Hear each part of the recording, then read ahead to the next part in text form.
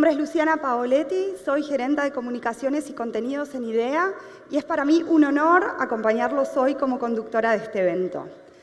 Tenemos por delante una jornada muy intensa donde vamos a tratar de entender cuáles son las oportunidades y los desafíos que se le generan a Argentina a partir de la rejerarquización de la seguridad energética como tema a nivel global.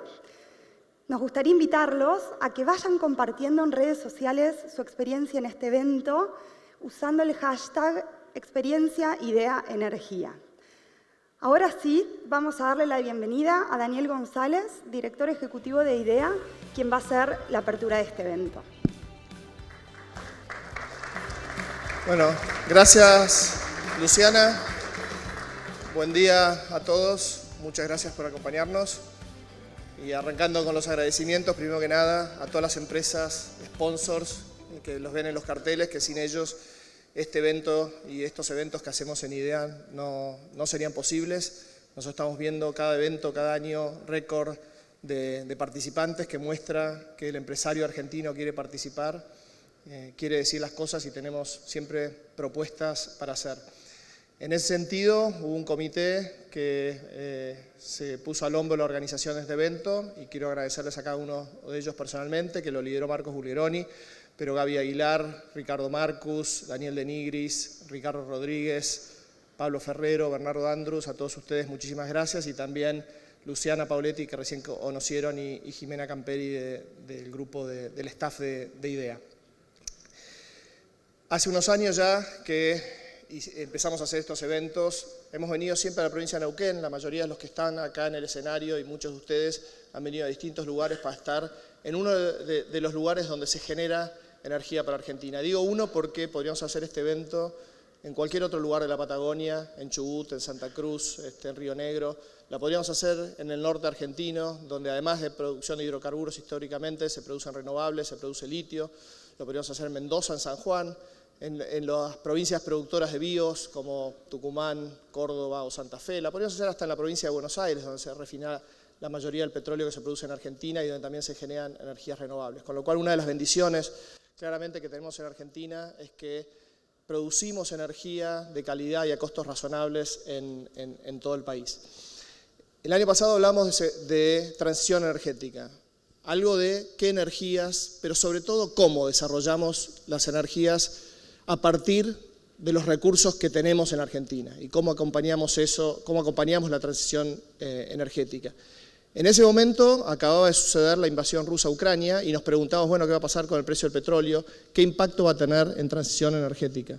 Y lo que hemos visto en este año es que cada vez más los países se preguntan, bueno, ¿qué hay de la seguridad energética? ¿Cómo nos aseguramos que nuestros países pueden desarrollarse, sus empresas, sus habitantes? Y seguridad energética tiene que ver no solo con la disponibilidad de los recursos en materia amplia, sino también con el costo razonable de esos recursos energéticos. No es inconsistente para nada con transición energética, de hecho vamos a hablar de cómo conseguimos esa seguridad energética, que es mucho más que autoabastecimiento de petróleo, muchísimo más que eso, y cómo lo hacemos en forma amigable con el medio ambiente. Tenemos un programa muy comprimido, paneles de 20, 25, 30 minutos como mucho, así que vamos a pedir a todos los expositores que mantengan sus tiempos. Y es un programa donde tenemos de todo. Tenemos a los funcionarios más relevantes para nosotros en el sector, desde el Ministro de Economía, que va a estar en forma virtual, la Secretaria de Energía, a quien agradecemos su presencia en persona. En este caso vamos a tener a alguien que nos va a hablar del escenario internacional, vamos a tener los principales consultores energéticos del país para poner números y un poco de realismo a muchas de las cosas que escuchamos y que se hablan, pero acá con conocimiento de causa. Vamos a tener a los principales sindicalistas petroleros, porque nosotros creemos claramente que el desarrollo no es solamente un tema de recursos naturales, sino fundamentalmente de personas.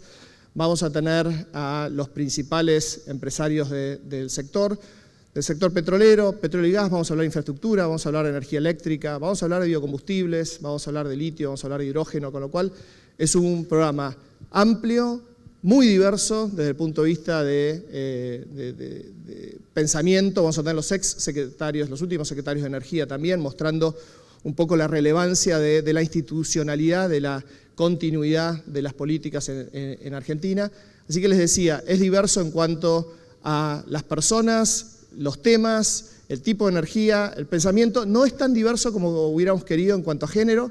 Es un poquito mejor que el año pasado, pero bueno, siempre estas cosas nos interpelan de qué manera esta industria puede hacer espacio para que se sigan desarrollando mujeres en el sector energético, y ojalá algún día podamos tener mitad y mitad en el escenario. Claramente es un valor para nosotros en IDEA y hacemos lo mejor posible para tener a todas las mujeres que representan el sector presentes.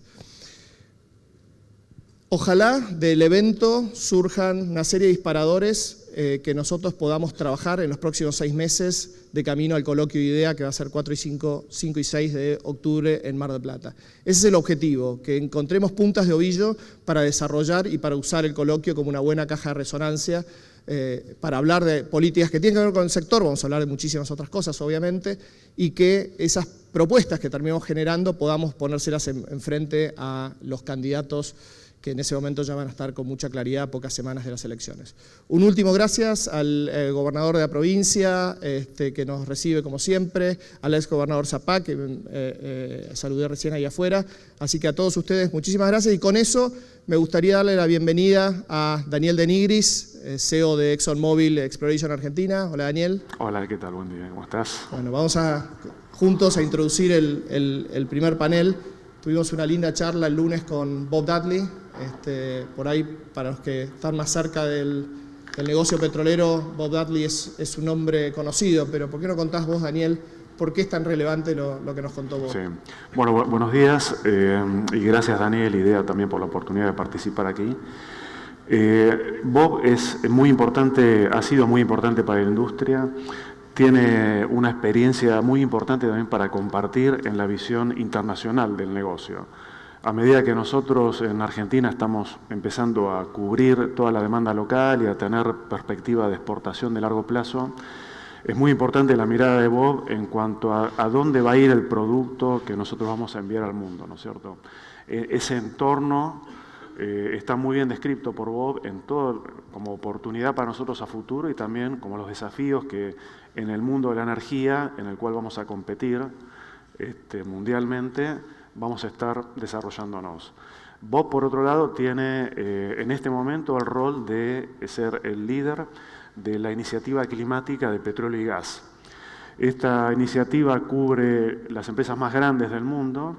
Es una iniciativa que se lanzó en el 2014 y que apunta a generar acciones efectivas de reducción de emisiones a nivel mundial. Y por otro lado también fue el CEO de BP en el periodo 2010-2020.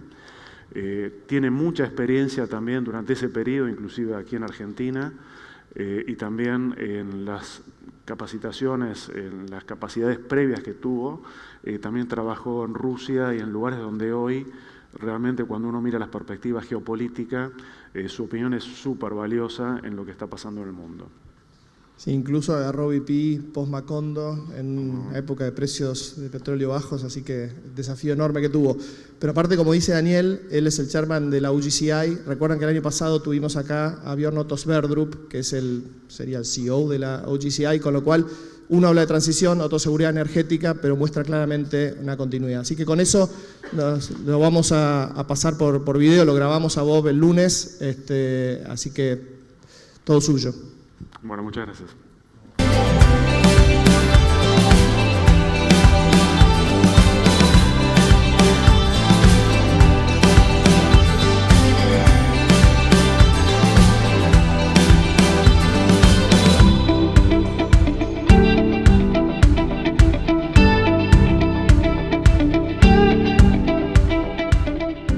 Hello, Bob. It's really good to see you again. So thank you for joining, and also thank you for your availability to share with us some of the insights you may have around the current complexities on the energy sector.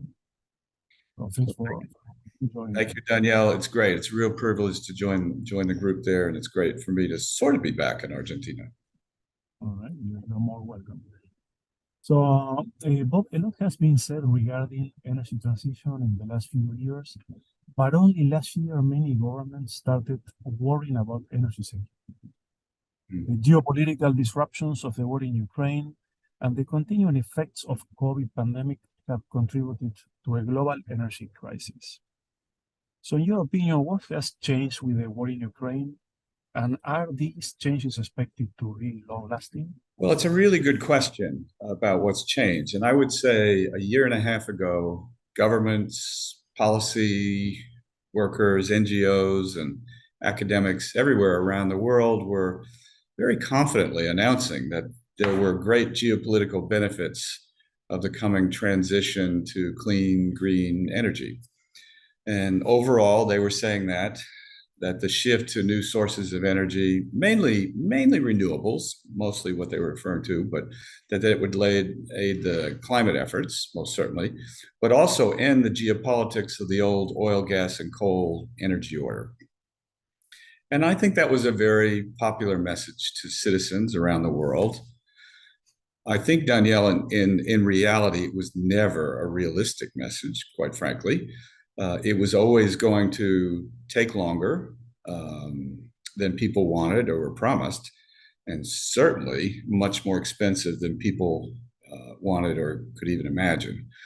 So I think most politicians or academics don't realize the sheer size and complexity of the world's energy system and how interconnected it is. And that was before the Russian invasion of Ukraine. That invasion has changed everything, in my view, almost overnight. So what was, and we all used to talk about it, the dual challenge of clean and affordable energy, almost became the energy trilemma very, very quickly of clean, affordable, and what's called sustainable energy. But really, when people talk about sustainable energy, I think they're talking about security of supply. So yes, we are now, in my view, in a very serious world of, I would say, energy insecurity. And I think we're just the beginning of a decade of this, in my view. And I'll mention, maybe why. You go back to 1999, 81% of the world's energy came from oil, gas, and coal. You look at 2022, 81% of the world's energy came from oil, gas, and coal. So what's changed now is we have very volatile pricing. We've got changes all over the world in oil and gas flows, physical flows around the world. And countries are moving to, I would say, less cooperation in energy to more my country first. So the free markets have been affected by this. I mean, I think you all know, and you'll see it, you probably see it in Argentina as well, that the supply chains are disrupted and they've become certainly more complex. And some people say it's now not only energy insecurity, but food insecurity has also started. I mean, some of the statistics about food, 20% of the world's calorie consumption comes from grain, and about 40% of the grains in the world of wheat and sunflowers come from Russia and Ukraine. So we're in a new world here. And in addition, Danielle, I think the invasion comes at a time of not just energy tensions, but much more heightened tensions. I would call it big power tensions. And between the US, this is only going to get more difficult because it involves most countries around the world, and countries are being asked to take sides, and some don't want to. So energy is very, very complex. So yes, I think the war kicked off by the invasion in Ukraine has certainly made the world change differently. And I think it's going to change the pace of the transition, unfortunately. Well, speaking of transition, something that I wanted also to ask you is, do you think that energy security is contradictory to energy transition? And also, is it reasonable to think that these political events will accelerate the transition in places like Europe, while at the same time serve as an incentive to develop hydrocarbons in places like the US and even Argentina?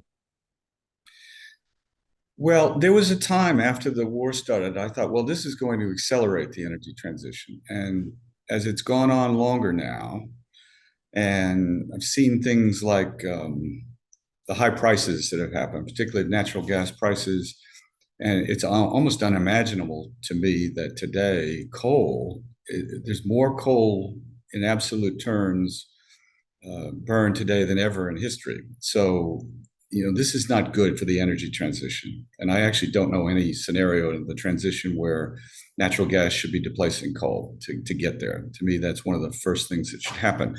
So, no, I think it's set it back a bit.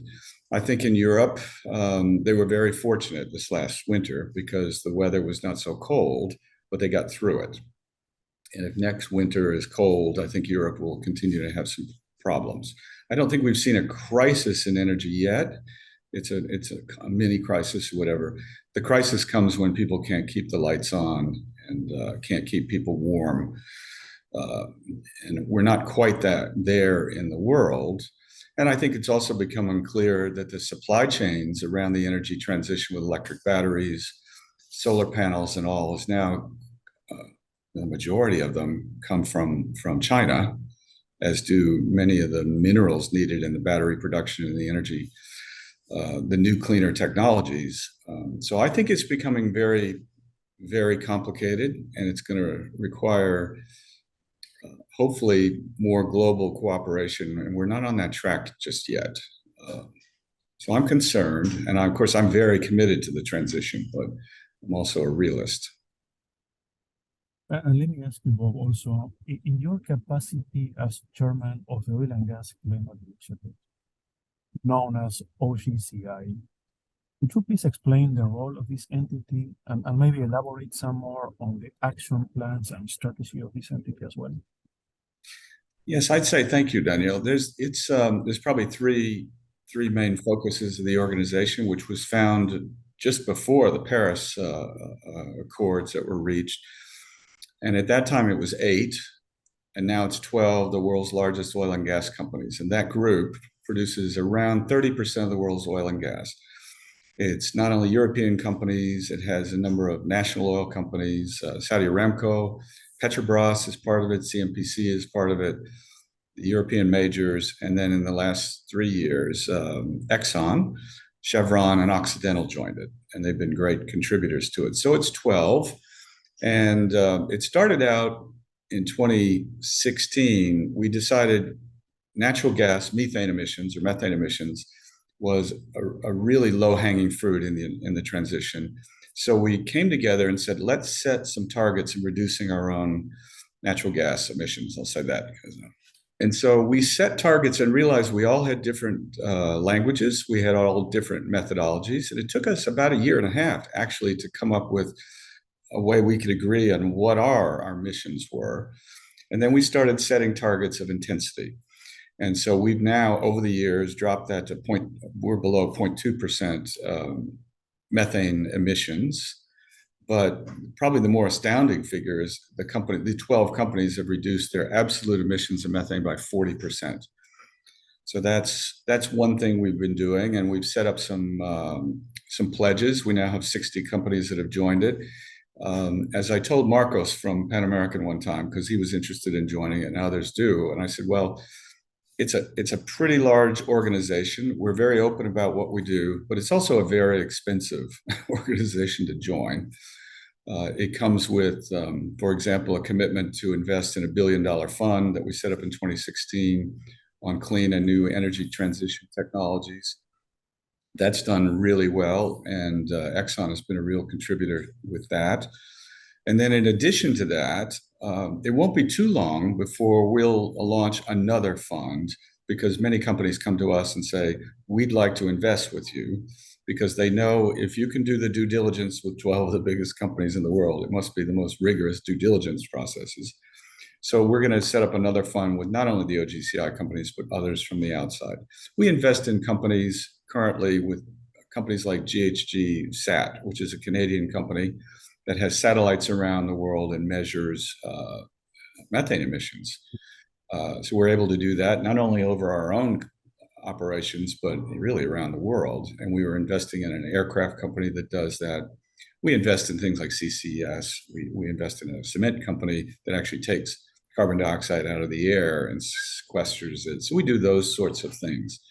And I believe Bjorn Otto, Sverdrup, was with you last year, a year ago. I would like to have your perspective, Bob, on the upcoming COP28, which will take place in United Arab Emirates by the end of November this year. And a little bit of, what your expectations are around that, what you expect to get out of this conference. Well, it's a great question, and it's been quite a controversial thing that the United Arab Emirates is hosting COP28, the UN gathering of the world on climate change, and the president who's been formed, and I'm working with that group, is also a minister of innovation technology, set up something called Masdar, which is a renewable center in Abu Dhabi. And he's also the president of ADNOC, which is, of course, one of the biggest oil and gas companies in the world in the Middle East. And immediately after he was announced to do it, there was so much criticism of how one could be in an oil-producing country, and how could somebody who ran an oil and gas company actually drive the process. Well, this man, a guy named His Excellency Dr. Sultan Al Jaber, is somebody who gets things done. And I think that's what's been needed at COPs. COPs generally set targets, but he wants to put together real-life programs. OGCI is working with him on, for example, on methane satellite detections, and then putting together programs, and maybe we can work and get global funds to help mitigate it for countries and national oil companies that can't afford to do some of it. So I'm optimistic. Now, this will be the first COP where oil and gas will be represented. And a lot of people don't like that. The one in Glasgow a few years ago, the UN actually asked everybody nobody from oil and gas could be there. Well, as we all know, the oil and gas industry has solved some of the biggest engineering problems on Earth. It has billions of work that it does, invest in many of these new clean technologies. And I don't think the COP can be successful without involving the oil and gas industry in some way. Now, we'll all have to make sacrifices, and we will. But I'm very optimistic about it. I think if this COP doesn't actually achieve something specific and tangible with projects, I think the whole COP process, personally, I think the whole COP process is in danger of sort of being just a talking shop. So I'm very optimistic about it.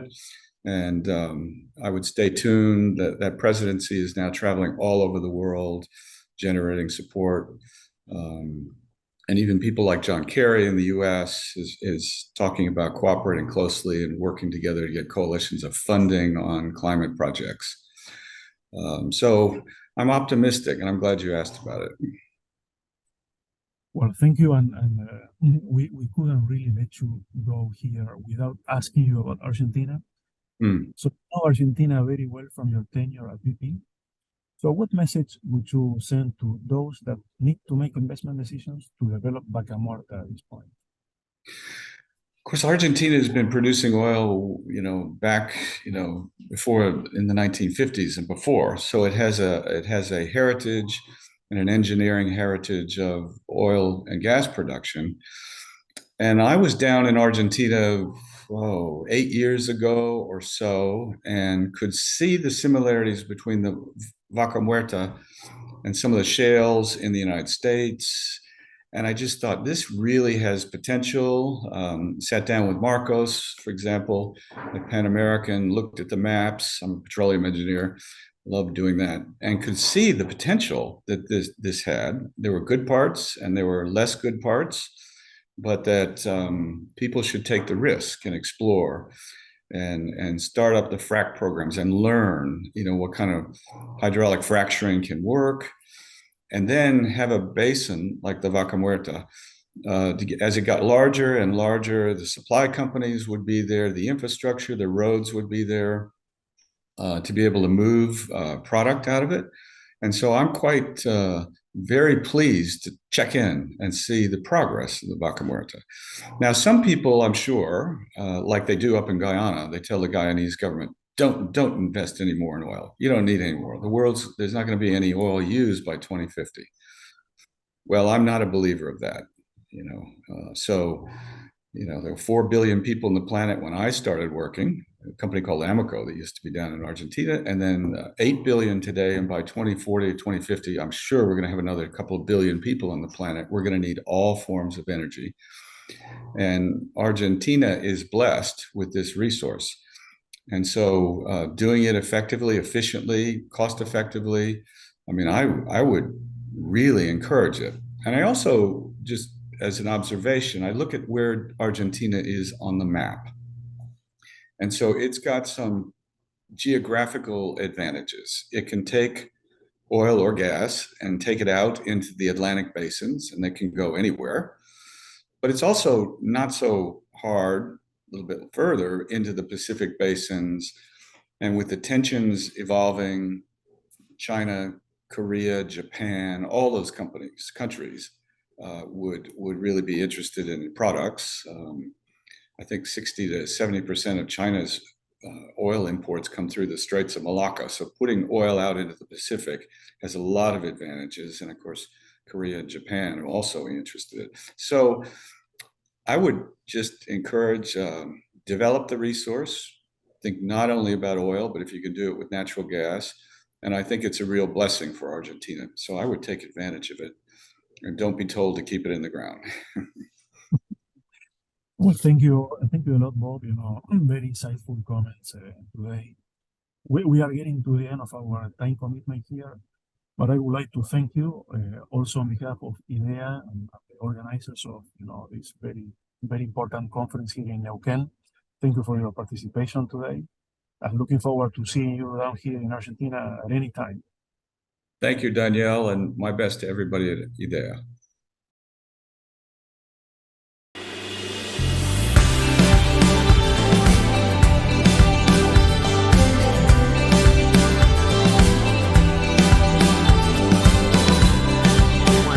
Buenos días. Tenemos acá a la secretaria de Energía, Flavia, con nosotros, y le damos la más cálida bienvenida. Creo que después de esta